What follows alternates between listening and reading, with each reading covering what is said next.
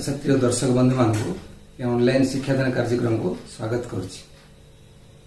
पे प्रथम मन पकड़ा त्रिभुज केमती डिफाइन करते त्रिभुज गुड़ी एबीसी तीनोटी अणरेखी बिंदु हेले एबी बीसी सीए ये तीनोटी रेखाखंडर संयोग गठित सेट को आम कहते एबीसी त्रिभुज। ये एबीसी तीन टाक बिंदु एक समतल रहा कहर आवश्यकता ना, कारण ये तीन टाक बिंदु भिन्न भिन्न समतल रहे ताले से तीनोटी बिंदु एक समतल आम पाइपर। तेणु सेट भाषा त्रिभुज एबीसी इक्वल एबी रेखाखंड यूनियन बीसी रेखाखंड यूनियन सी रेखाखंड। बर्तमान चतुर्भुज किपर डिफाइन करते मन पकड़ा। प्रथम पॉइंट था एबीसीडी एक समतल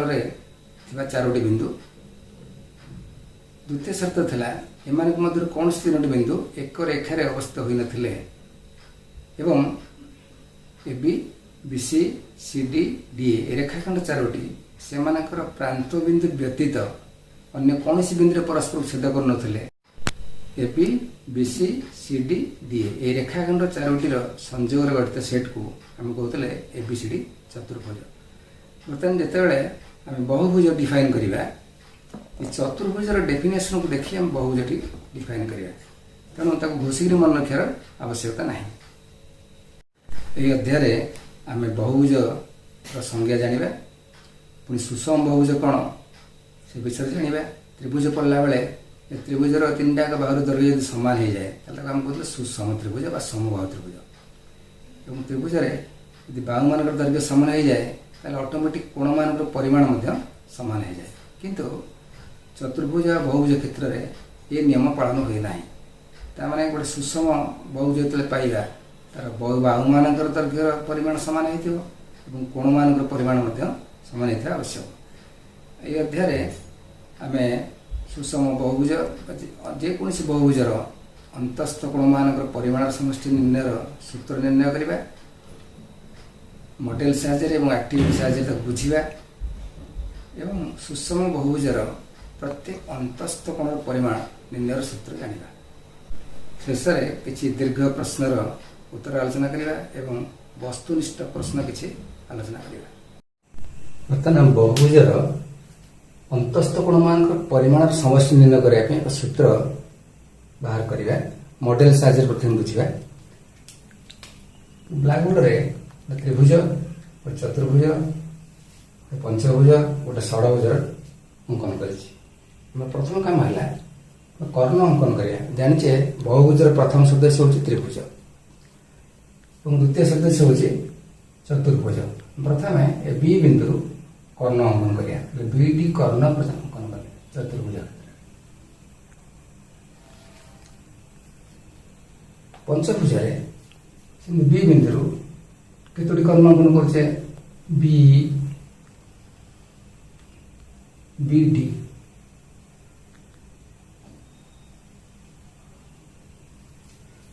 षड़भुज बी बिंदु गोटे बिंदु कर्ण अंकन करवा B F B E B D. बर्तमान देखिए ये बहुभुज गुड़िक केतोटी त्रिभुज परिणत हो। बर्तमान आम गोटे चतुर्भुज क्षेत्र नहीं ये चतुर्भुजर कर्ण अंकन कर कर्ण दे दुईटी भाग विभक्त कर देखिले चतुर्भुजटी दुईटी त्रिभुज परिणत है। ठीक से भाई गोटे पंचभुज नवा पंचभुजर बी बिंदु बी बी डी कर्ण अंकन कर बर्तमान से अनुसार आम त्रिभुज परिणत करवा।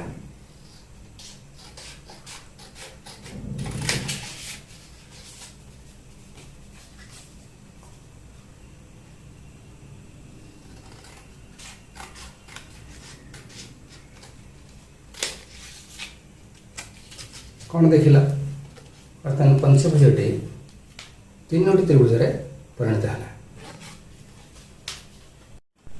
षड़भुज क्षेत्र में आम से भाया ए बी बिंदु जो कर्ण अंकन कर कर्ण ଆମେ ଆକୁ କାଟିକି ଅଲଗା କରିବା, ଦେଖିବା କେତୋଟି ତ୍ରିଭୁଜ ପାଉଛେ।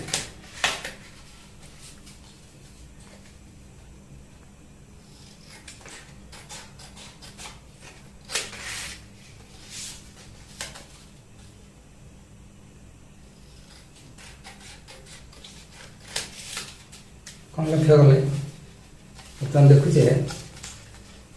ଷଡ଼ଭୁଜଟିକୁ କାଟିବା ପରେ ପାଇଲେ 4ଟି ତ୍ରିଭୁଜାକାର କ୍ଷେତ୍ର ବା 4ଟି ତ୍ରିଭୁଜ ଆମେ ପାଉଛେ। ବର୍ତ୍ତମାନ ପରୀକ୍ଷଣଟିରେ ଆମେ ଯାହା ଯାହା ତଥ୍ୟ ପାଇଲେ ତାକୁ ଟେବୁଲ ମାଧ୍ୟମରେ ତାକୁ ଲିପିବଦ୍ଧ କରି ରଖିବା ଏବଂ ସିଦ୍ଧାନ୍ତରେ ପହଞ୍ଚିବା। ପ୍ରଥମେ ଦେଖିଲେ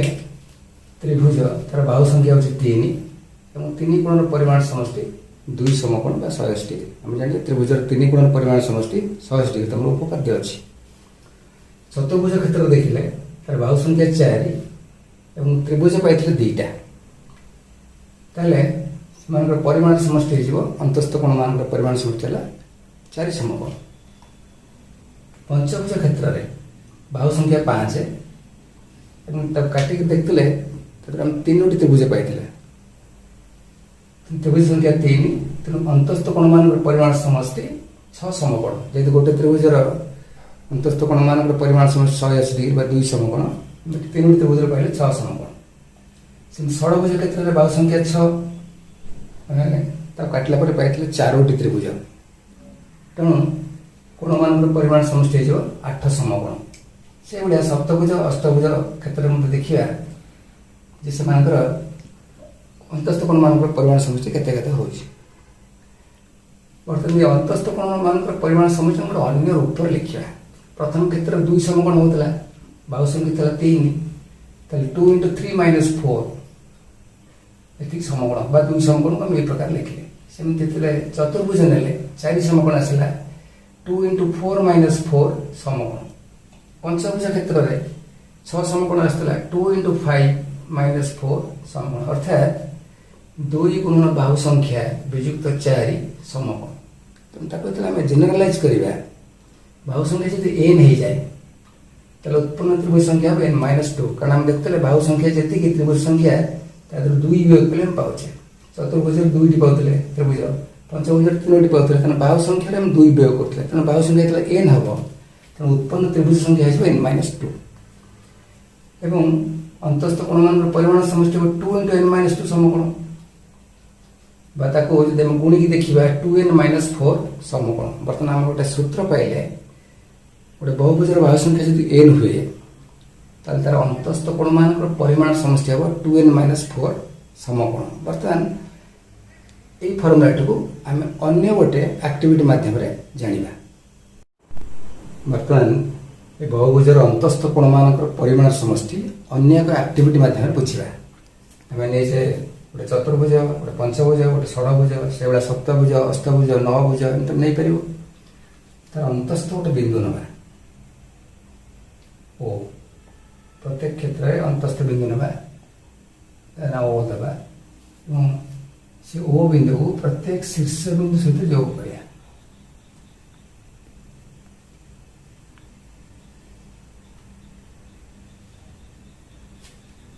କ୍ଷେତ୍ରରେ OA, OB, OC, OD, OE ଅଙ୍କନ କରିବା। ଏମିତି AO, BO, CO, DO, EO ଏବଂ FO ଅଙ୍କନ କରିବା। ବର୍ତ୍ତମାନ ଦେଖିବା ପ୍ରତ୍ୟେକ ବହୁଭୁଜ କେତୋଟି ତ୍ରିଭୁଜରେ ପରିଣତ ହେଉଛି।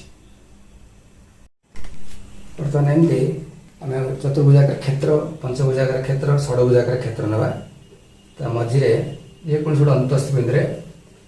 ଓ ନାଁ ଦେଇ ଗୋଟେ ବିନ୍ଦୁ ନେବା ଏବଂ এই ଅନୁସାରେ ତାକୁ ଆମେ କଟ୍ ପିସ୍ ବାହାର କରିବା, କେତୋଟି ତ୍ରିଭୁଜରେ ପରିଣତ ହୁଏ ଦେଖିବା। ବର୍ତ୍ତମାନ ଚତୁର୍ଭୁଜକୁ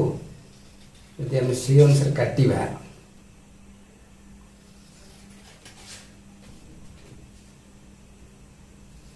ଦେଖିବା କେତୋଟି ତ୍ରିଭୁଜ ଆମେ ପାଉଛେ।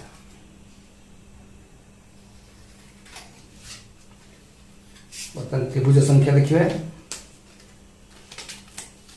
1 2 3 4 ताहले हम चारोटी त्रिभुज पाइले। बर्तमान गोटे पंचभुजाकार क्षेत्र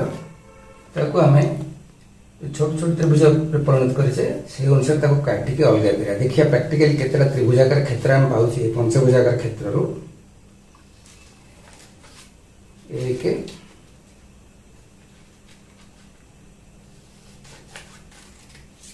2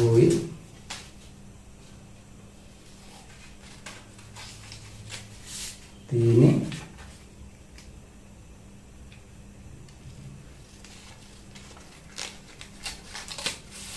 4 5 हम बर्तमान देखिले पांचटी त्रिभुज पाई 1 2 3 4 5 बर्तमान षडभुजाकार क्षेत्र नेले अनुसार AOB BOC COD DOE EOF एभलिया आम त्रिभुज परिणत करवा त्रिभुजाकार क्षेत्र को अलग करवा देखिए केतोटी त्रिभुजाकार क्षेत्र हम पाचे 1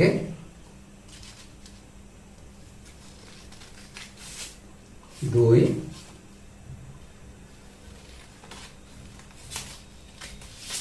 3 4 5 6 हम देखिए हम षडभुजाकार क्षेत्र काटिले ये भाया जेकोसी गोटे अंतस्थ बिंदु नहीं से आम रेखाखंड अंकन कले शीर्ष बिंदु जोग कर त्रिभुज परिणत कर 6टा त्रिभुज पाइले तेल फिर कौन कनक्लूजन पहुँचे बाहु संख्या जी रोचे आम से त्रिभुज पाचे आम जाने त्रिभुज 3 कोण परिमाण समष्टि 180 डिग्री तेल जो 4टी त्रिभुज पाइले से कोण मान परिमाण समष्टि बाहर करवा एवं देखिए ओ बिंदुर चारिपटे 4टी कोण आम पाइचे से परिमाण समष्टि केते कहीपर निश्चित भाव 360 डिग्री तेल प्रत्येक ओ बिंदुर चारिपटे जो सब कोण मान उत्पन्न होती से परिमाण समष्टि हम 360 डिग्री ताल आम समुदाय त्रिभुज मान कोण मान परिमाण समष्टि 360 डिग्री माइनस करदे बाहर करना फेड़ा ताल देखिए बहुभुजर अंतस्थ कोण मान परिमाण समष्टि पाइबा बर्तमान ये तथ्य को नहीं आम गोटे टेबुल लिपिबद्ध करवा सिद्धांत पहुँचा बर्तमान टेबुल टी लक्ष्य कर आम कौन कौन नहीं बहुभुजर ना तार बाहु संख्या अंतस्थ बिंदु ओ ठार उत्पन्न त्रिभुज संख्या त्रिभुज मान अंतस्थ कोण मान परिमाण समष्टि और बहुभुजर अंतस्थ कोण मान परिमाण समष्टि प्रथम देखिए चतुर्भुज नहीं तार बाहु संख्या 4 आम काटिया पर 4टी चतुर्भुज पाइले 4टी त्रिभुज पाइले त्रिभुजर कोण मान परिमाण समष्टि 180 डिग्री 2 समकोण तेणु टोटाल कोण मान समष्टि 2 × 4 समकोण पंचभुज क्षेत्र में तार बाहु संख्या 5 एवं आम काटिले 5टी त्रिभुज पाई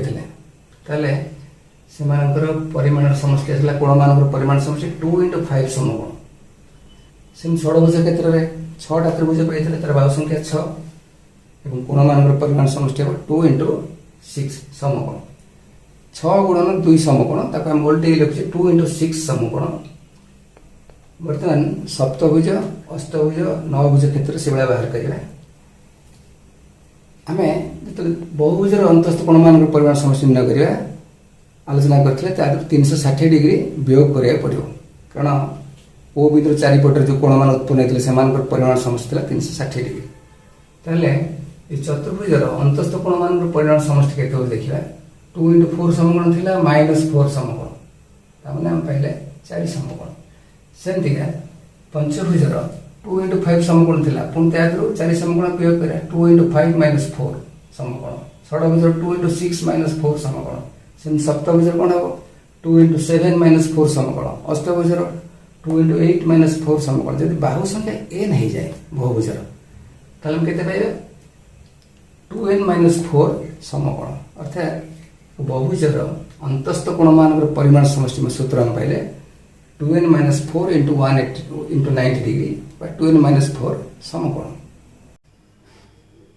बहुभुज कौन आलोचना करने पूर्व पे मन पकईवा चतुर्भुज केम डिफाइन करते अनेक विद्यालय पिला पचारे चतुर्भुज कौन उत्तर मिले चारोटी बाहु द्वारा आबद्ध क्षेत्र को चतुर्भुज कहुए कि डेफिनेशन बर्तमान सेट थ्री आसला संपूर्ण भाव भूल हो जाए मन पक चतुर्भुज डिफाइन कला नौले ए बी सी डी एक समतल थिबा चारोटी बिंदु ता द्वितीय शर्त रोला ये चारोटी बिंदु मध्य कौन से तीन बिंदु एक सरल रेखार ना A B B C C D और डी ए रेखाखंड गुड़िक से प्रांत बिंदु व्यतीत अन्य कौन सी बिंदु परस्पर को छेद करूँ तेबे से चारोटी जाक रेखाखंड A B B C C D D M संजोग गठित सेटा को आम कहते ए बी सी डी चतुर्भुज एवं A B B C C D D को कहते चतुर्भुजर बाहु ए बी सी डी है चतुर्भुजर शीर्ष बिंदु बर्तमान आपको आम बेस कर मन पकड़ा ये डेफिनेशन टी आलोचना करिया बहुभुजर ताला हमको सहज हो मनकर P1 P2 P3 Pn एक सरल रेखार अवस्थित केतक बिंदु जो एन मूल्य ग्रेटर देन इक्वल टू 3 एमानक मध्य कौन से तीन बिंदु एक रेखीय नुहति ताले P1 P2 P2 P3 से बड़ा Pn -1 Pn Pn P1 ये रेखाखंड मान से प्रांत बिंदु व्यतीत अन्य बिंदु रे परस्पर छेद करूनथिले ए रेखाखंड मानकर संयोग गठित set P1 P2 union P2 P3 union P3 P4 ए भलिया union Pn -1 Pn union Pn P1 आपको हम कहया एक बहुभुज एवं तर ना हला P1 P2 P3 Pn बहुभुज जेंति चारोटी बिंदु नेथले एबीसी चतुर्भुज कहूचे यदि पंचभुज ले पांचटी बिंदु रहा A B C D E पंचभुज सेंति एन टी बिंदु एन कोन हम जानि केते 9 1 पर 10 1 पर 100 1 पर तला हम कहबा P1 P2 P3 Pn बहुभुज एवं ए रेखाखंड गुड़िक P1 P2 P2 P3 सेंति P3 P4 सेंति आसो Pn -1 Pn Pn P1 एमान कहबा हमें बहुभुजर गोटे गोटे बाहु एवं P1 P2 P3 Pn ए बिंदु मान को हम कहबा बहुभुजर शीर्ष बिंदु इति मन रख यदि n संख्यक बाहु विशिष्ट एक बहुभुज नबा ताले तार शीर्ष बिंदु संख्या हो n जेंति एबीसीडी हम चारिटा बिंदु नउतले चारिटा पॉइंट आसतला चारिटा बाहु तार चारिटा पॉइंट आसला शीर्ष बिंदु सेंति पंचभुज ले तार पांचटा बाहु पांचटा शीर्ष बिंदु ताले बहुभुजर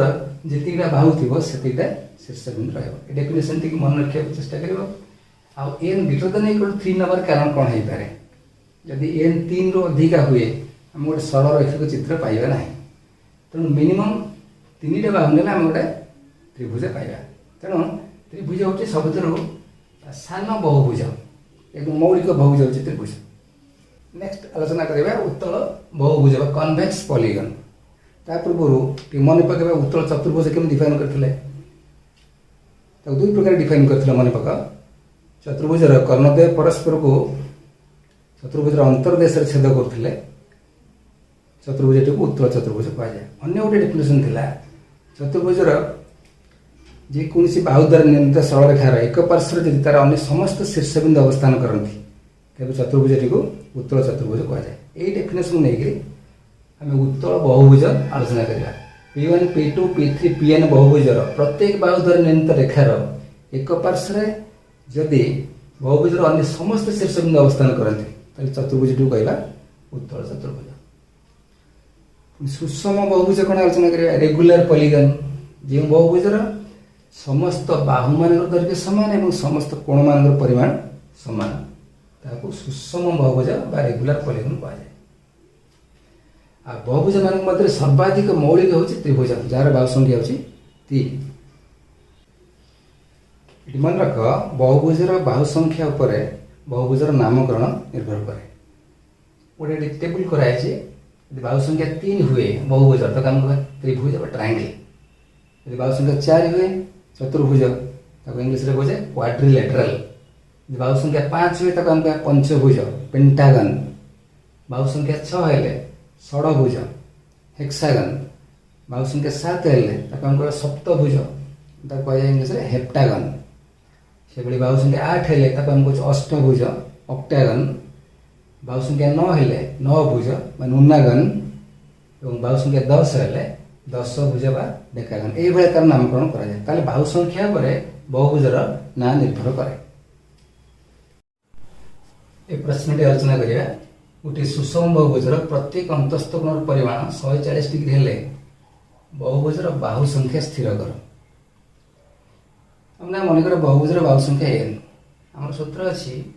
n संख्यक बाहु विशिष्ट एक सुषम बहुभुजर अंतस्थ कोणर परिमाण 2n - 4 by n समकोण ताने प्रश्न अनुसार 2n - 4 by n into 90 degree equal to 140 degree यदि अंतस्थ कोणर परिमाण 140 तो 2n - 4 into 90 equal to n into 140 वज्र गुणन कले तने गुणी बाय 90 गुणन 2n तने 180n minus 360 equal to 140n अज्ञात राशि n को गोटे साइड ने आसे 180n minus 140n equal to 360 तो माइनस 360 तले हम समान चिन्ह डाण पड़ मिलता त चिन्ह बदल गया तले हम पाइले 40n इक्वल टू 360 तले n हबो 360 by 40 एपटे 40 गुणा जाय छी तनो डाण पट 40 भाग करिया ताले हम पाइले 9 सो n इक्वल टू 9 तनो सुषम बहुभुजर बाहु संख्या होछि 9 अर्थात ता एक 9 भुज। परवर्ती प्रश्न गोटे चतुर्भुजर कोण मानकर परिमाण अनुपात 2:3:4:6 हेले से मानकर परिमाण स्थिर कर। हम जाने गोटे चतुर्भुजर कोण मानकर परिमाण समष्टि 360 डिग्री मानकर गोटे कोणर परिमाण 2x डिग्री अन्य कोण गुड़िया केते हम अन्य कोण गुड़िया माप है 2x degree 3x degree 4x degree 6x degree प्रश्न अनुसार हम पहले चतुर्भुज कोण मान परिमाण 2x degree 3x degree 4x degree और 6x डिग्री से समष्टि हम 360 डिग्री तेना गोटे समीकरण पाइबा 2x degree plus 3x degree plus 4x degree plus 6x degree equal to 360 degree न लिखिले हम पाइबा 2x plus 3x plus 4x plus 6x equal to 360 हम पाइले 15x इक्वल टू 360 तो x केते हो 360 by 15 by 24 जे x 24 पाइले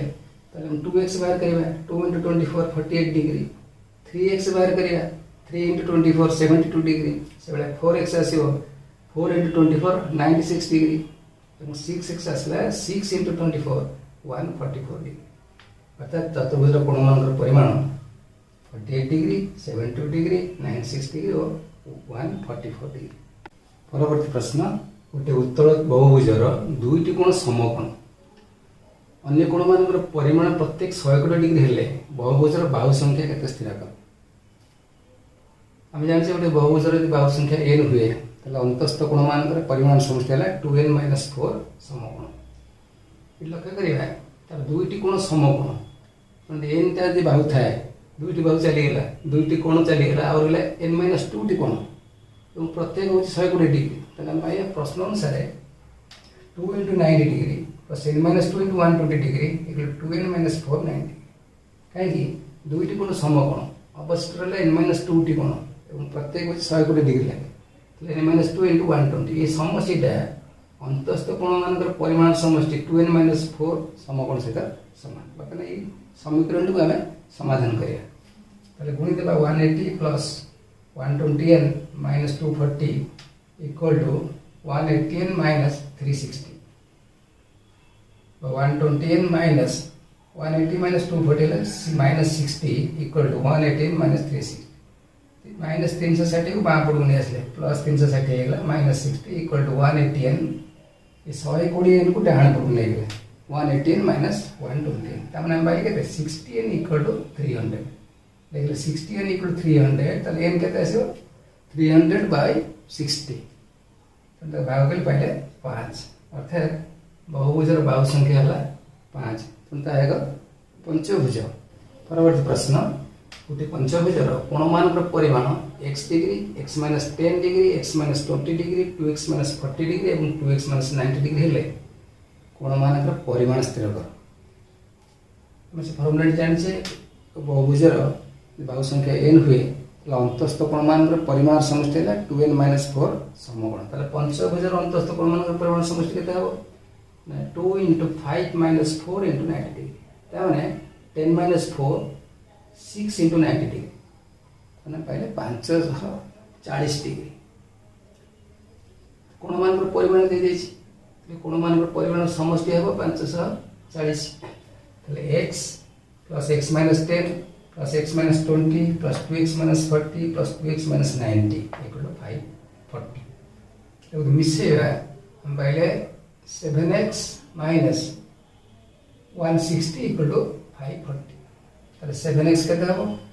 540 प्लस 160 चिन्ह हमें बदले देलु ना कि माइनस था प्लस हेला तो हम पाइले 7x इक्वल टू 700 ताले x आसीबो 700 बाय 700 हे आसला ताले x 100 हुए x माइनस 10 हेला 90 डिग्री बटे कोन x माइनस 20 हेला 80 डिग्री 2x माइनस 40 हेला को 2 into 100 minus 40 by 200 minus 40 will 160 degree 2x minus 90 Hella 200 minus 90 110 degree हम देखिबा ये सब कोण मानकर परिमाण समष्टि होतो 540 डिग्री तो हम पहले पंचभुज कोण मानकर परिमाण यथाक्रमे 100 डिग्री 90 डिग्री 80 डिग्री 160 डिग्री एवं 110 डिग्री प्रश्न आलोचना करिबा गोटे समांतर चित्रर दुई क्रमिक कोण द्वयर परिमाण अनुपात 2:3 तो समांतर चित्र अन्य कोण मान परिमाण स्थिर कर आम जान समांतर चित्र दुईटी क्रमिक कोणर परिमाण समष्टि 180 डिग्री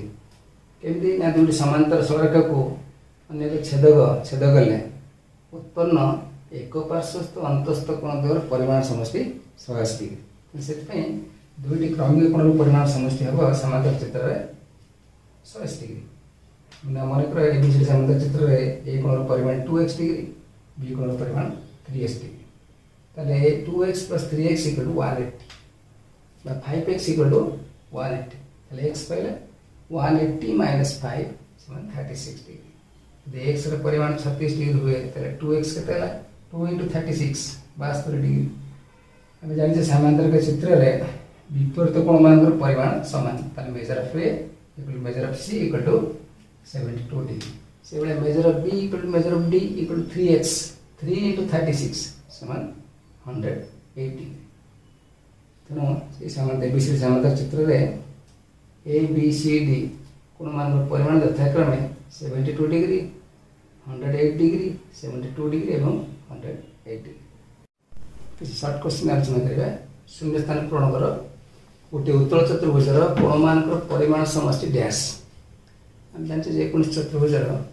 कोण मान परिमाण समष्टि 360 डिग्री केम जानिबा चतुर्भुज जे कोन से गोटे कर्ण अंकन करे ताले कोन हो ना चतुर्भुज दुईटी त्रिभुज रे परिणत हो जिवो हम जानते त्रिभुजर तीन कोणर परिमाण समष्टि 180 डिग्री तो जे दुईटी त्रिभुज पाइले ए समस्त कोण मान समष्टि हो 360 डिग्री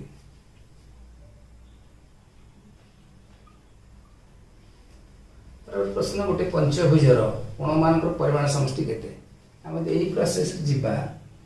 गोटे पंचभुज हुए ताहले